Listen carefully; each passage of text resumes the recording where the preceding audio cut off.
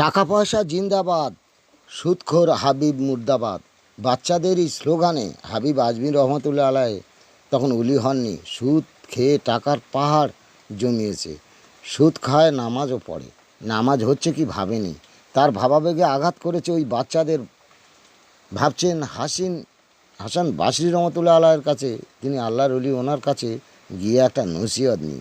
গিয়ে বললেন, জি হুজুর, ছেলেদের এই স্লোগান আমি সুদ ওদের জ্বালায় ফাঁকে বের হতে পারছি না। একদিন আমি সুদ বাবদ এক গৃহবধূর রান্না করা ছাগলের মাথার কাবাব খাচ্ছিলাম। একটা ভিখারি একটি খেতে চাইল। সুদের মায়া আসলের চেয়ে বেশি। ভিখারির দিইনি, ফিরে চেয়ে দেখি প্লেটে শুয়োরের রক্তে পরিণত হয়েছে। আমি কি করি হুজুর? হুজুর বললেন, ওই ছেলেরা ছেলে নয়, আর ওই ভিখারিও নয়, ওরা আল্লাহর রহমত। তুমি সুদ আসল সব মুকুব করে আল্লাহর পথে বের হও।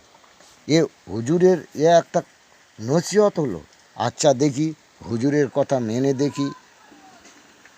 এই বলে সে যেই গ্রামে গিয়েছে, আর পাওনাদার দেনাদাররা সুদ বললেন, এই দাঁড়া, তোদের সুদ আসল কিছুই দিতে হবে না, আল্লাহর পথে চল, আল্লাহর জন্য খানকায় জিকিরে বস।